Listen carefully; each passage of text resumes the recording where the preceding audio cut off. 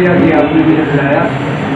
और आज एक बहुत इम्पोर्टेंट डे केवल इंडिया के लिए नहीं, पूरी दुनिया के लिए। और ह्यूमन राइट्स डे जो दुनिया भर में मनाया जाता है, इसके संदर्भ में, इसके कॉन्टेक्स्ट में ये देखना जरूरी है कि आज भारत में ह्यूमन राइट्स की क्या परिस्थिति है।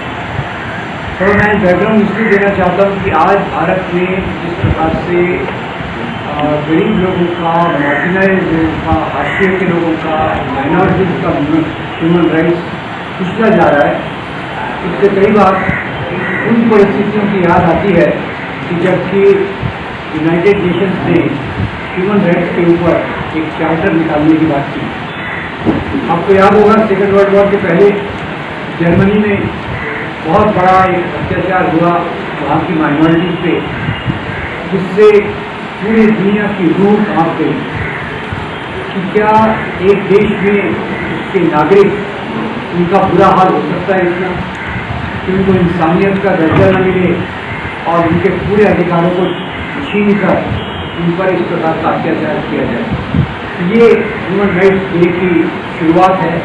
जो पूरे चार्टर बने, वो चार्टर्स ने मुख्यभूत जो मुझे नैतिक रूप से समझती है, नैतिक मॉरल लेवल पे, कानून के लिए तो मुशारा साहब हैं, वो ज़्यादा अच्छे से बताएंगे, पर नैतिक रूप से समझती है कि मुख्य बात ह्यूमन राइट्स डे की ये है कि हम सब जो इस दुनिया में जन्म लेते हैं, हमको पूरी पूरी इज्जत के साथ जीने का अधिकार है। यही बात इंडियन कॉन्स्टिट्यूशन में आई। और जो हमारा आज़ादी का आंदोलन था, आज़ादी के आंदोलन में मैं 3-4 नाम खास तौर से इसलिए ले रहा हूँ कि आज हमारी याददाश्त कुछ कमज़ोर हो गई है। हमारी मतलब इन लोगों की नहीं, देश की याददाश्त कमज़ोर हो गई है। और वो एक मज़हब से हमारे जंग आज़ादी को, एक मज़हब से हमारे कॉन्स्टिट्यूशन को, एक मज़हब से हमारे देश को जोड़ने की कोशिश कर रहे हैं, जो कि हमारे आज़ादी के आंदोलन के पूरे विरोध में है। मैं 4 नाम खास तौर से याद रखता हूँ। वैसे तो हज़ारों नाम हैं, हज़ारों शहीद हैं जिन्होंने अपनी कुर्बानी देकर हमको आज़ादी दिलाई। और 4 रिप्रेजेंटेटिव नाम आप जरा ख्याल कीजिएगा। मौलाना अबुल कलाम आज़ाद, एनी बेसेंट, सरदार बलदेव सिंह और मोहनदास करमचंद गांधी। ये 4 नाम मैंने क्यों लिए? ये पूरे आज़ादी के आंदोलन का उन्होंने नेतृत्व किया। और ये आज़ादी के आंदोलन जो हमारा था, जो हमने अंग्रेज़ों के खिलाफ लड़ा, उसी आंदोलन के साथ हमारे 4 वैल्यूज मिले। Main 4 values: liberty, equality, fraternity, justice. स्वतंत्रता, समानता, बंधुता और न्याय। और एक घटना भी आज फिर से सवेरे में टीवी बहुत देखता नहीं हूँ जनरली, मैं रवीश कुमार की बात अंदर रखता हूँ कि टीवी मत देखा करो, तो आज मैं टीवी देख रहा था। पूजा चल रही थी, तो पूजा चल रही थी। और काहे की पूजा चल रही थी? हमारे नए पार्लियामेंट हाउस की पूजा चल रही थी। मैं हैरान हो गया। दूसरी बात, पहली बार हैरान हुआ जब हमारे महामहिम प्रधानमंत्री राम मंदिर की पूजा कर शिलान्यास करने के लिए गए। आज फिर से मुझे वैसी हैरानी हुई। और मुझे एक और प्यारी सी घटना याद है। प्यारी सी घटना ये है कि आज़ादी के बाद कई लोगों ने कहा हमारे सोमनाथ के मंदिर को एक विदेशी ने तोड़ा था, लूटा था, सरकार ने इसका पुनर्निर्माण करना चाहिए, गवर्नमेंट शुड गेट कंस्ट्रक्टेड। और उसमें प्रधानमंत्री वो थे जिनके बारे में आज व्हाट्सएप पे सब गलत गलत अफवाहें, उल्टी सीधी अफवाहें करते हैं, जवाहरलाल नेहरू। उन्होंने कहा कि ये मंदिर, इस प्रकार के मंदिर तो मैं नहीं बनवाने वाला, पर हाँ मैं मंदिर बनवाऊंगा। पर वो मंदिर कौन से होंगे? वो मंदिर होंगे देश की इंडस्ट्री जिनको आज बेचा जा रहा है, देश की यूनिवर्सिटी जिनका बुरा हाल है, और देश की सिंचाई व्यवस्था जिसके कारण आज किसान बुरे हाल में दुनिया में कर रहे हैं। तो नेहरू ने यह कहा। गांधी ने क्या कहा? गांधी ने कहा हिंदू समाज अपना मंदिर बनाने के लिए समर्थ है, इसलिए सरकार की तरफ से मंदिर नहीं बनना चाहिए। मंदिर प्राइवेट ट्रस्ट ने बनाया, डॉक्टर राजेंद्र प्रसाद राष्ट्रपति थे, उन्हें कहा गया कि आप आके इसका उद्घाटन करो। नेहरू जी ने एडवाइस दिया, right, president is bound by the advice of prime minister, advice दिया कि आप राष्ट्रपति के रूप में उसका उद्घाटन करने नहीं जा सकते। यानी धर्म है पर सरकारी पदों पर रह के इस प्रकार का धर्म का इस्तेमाल करना एक गलत है। तो याद रखिए, ये बात मुझे आज बार बार याद आ रही है, क्योंकि हमारे समाज में जो असली मुद्दे हैं, रोटी, कपड़ा, मकान, बिजली, सड़क, पानी, किसानों की व्यवस्था, नौजवानों की नौकरी, उसके उलट जो बातें आज चल रही हैं, मंदिर की चल रही, गाय और बीफ की चल रही है, अभी अभी लॉ जिहाद बहुत तेजी पे आने वाला है, और एक सवाल की चीज चल रही है।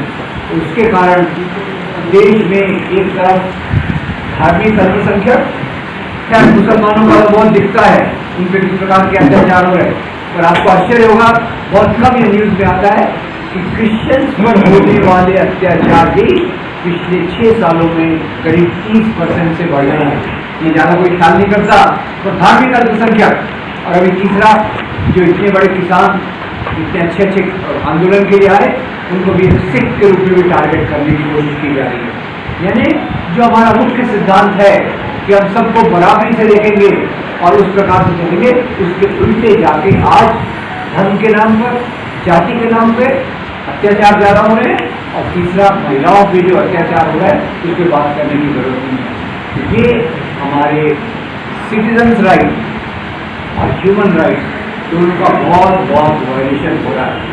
तो दुख की बात यह है कि हम 10 दिसंबर को मनाते हैं, और सवाल है कि इसको रोकने के लिए, एक सही रास्ते पर आने के लिए हमें क्या करना चाहिए।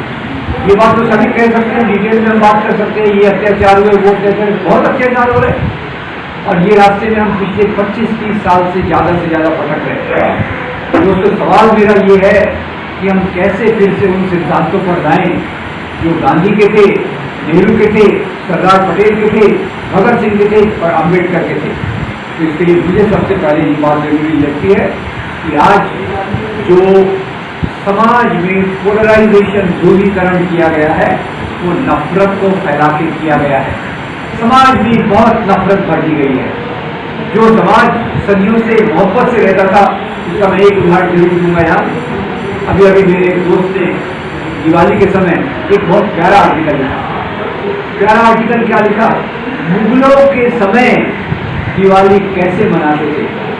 उन्होंने लिखा, उसको कहते थे जश्न-ए-चरागा, यानी चिरागों का फेस्टिवल करके पूरे उनके महलों को सजाया जाता था। और बाकी खैर सूफी परंपरा, सूफी संतों का प्यार, भक्ति संतों का प्यार, कबीर तुकाराम नामदेव नरसिंह मेहता, मोइनुद्दीन चिश्ती, निजामुद्दीन औलिया, इन्होंने समाज में जो प्रेम का संदेश दिया, आज इसको हटा के एक नफरत के रास्ते पे समाज को ढकेला जा रहा है। तो मैं खैर बाकी मैं माफी चाहता हूँ, 10 दिसंबर के कारण एक और वेबिनार में मुझे जाना है। मैं आपसे ये अपील करना चाहता हूँ कि ये हमारे समाज में नफरत की कोई जगह नहीं होना चाहिए। हमारा समाज जिसमें सदियों से हिंदू, मुस्लिम, सिख, ईसाई प्यार मोहब्बत से रहते हैं, एक दूसरे के त्योहारों में शरीक होते हैं, एक दूसरे के सुख दुख में शरीक होते हैं, उसमें हमको वही वातावरण डालना चाहिए। क्योंकि आज जो ह्यूमन राइट्स का, सिटीजन्स राइट का वायलेशन हो रहा है, उसका कारण यही है कि समाज में नफरत को भर दिया गया है। तो नफरत को दूर करने के लिए जो भी गलत बातों का प्रोपेगेंडा शाखाओं के माध्यम से, आप समझिए, शाखाएं मीडिया के माध्यम से किया जाता है, जिसमें पुराने मुस्लिम राजा ने ये किया। अरे तो भाई आज तो मुसलमान उसके लिए जिम्मेदार है क्या? पुराने समय में ये जाति व्यवस्था के कारण गुना में 10 दलितों पर इस प्रकार से अत्याचार, 4 दलितों को किस प्रकार से मारपीट किया, आपने देखा। और ये भी याद रखिए, केवल मैं मुसलमान और क्रिश्चियन की बात नहीं करता, मैंने स्टैटिस्टिक्स पे मैं ज़्यादा स्टडी नहीं करता, पर अभी अभी बाई चांस एक स्टैटिस्टिक्स मेरे सामने आया। 2014 से लेके 2016 के बीच में, 2014 से 16 के बीच में समाज में जो अत्याचार दलितों के खिलाफ होते हैं, आदिवासियों के खिलाफ होते हैं, औरतों के खिलाफ होते हैं, और जो धार्मिक अल्पसंख्यकों यानी मुसलमान और क्रिश्चियंस के खिलाफ होते हैं, उनमें 20 से 30% इंक्रीज हुई है। उसे कितनी इंक्रीज हुई है, और उसका मुख्य कारण मैं ये मानता हूँ क्योंकि नफरत फैलाई गई है, और नफरत फैलाई गई है इसी के कारण लोग दंगे करवा सकते हैं। याद रखिए, मेरा फेवरेट सेंटेंस बोल देता हूँ कि दंगे होते नहीं हैं, दंगे करवाए जाते हैं, क्योंकि कुछ लोगों को उससे अपनी राजनीति की रोटियां सेकना होता है। पिछले 30 साल का अगर आप ग्राफ देखेंगे, दंगों का ग्राफ ऐसा बढ़ा है, और उसी के साथ साथ एक राजनीतिक पार्टी का ग्राफ भी बढ़ा है। इशारा आप समझ लीजिएगा। खैर, मेरा पैगाम केवल मोहब्बत का है, और जो गलत धारणाओं के आधार पे दलितों के खिलाफ नफरत है, औरतों को नीचे देखा जाता है, मुसलमानों पे बहुत सारे आरोप लगाए जाते हैं, क्रिश्चियंस को कन्वर्ट करने वाला कहा जाता है, सब का सब गलत है। हमारे समाज में इन सच्ची चीज़ों का प्रसार करने के लिए अगर हम चलेंगे तो निश्चित रूप से एक ऐसे समाज को हम ले आएंगे जहाँ कानून व्यवस्था का पालन हो। इतने बड़े कानूनविद बैठे हैं, कानून किताब में होने से ऑटोमेटिक लागू नहीं हो जाते। वो नीचे से लेकर ऊपर तक न्याय व्यवस्था कैसे काम करती है, पुलिस कैसे काम करती है, उनके दिमाग में क्या भरा हुआ है, ये चीज़ें जब तक नहीं चलती तब तक कानून के होने का कोई पॉइंट नहीं है। तो सबसे पहले मुझे लगता है कि इंसान से इंसान के बीच में, हिंदू मुसलमान क्रिश्चियन सिख ईसाई के बीच में एक मोहब्बत का पैगाम है।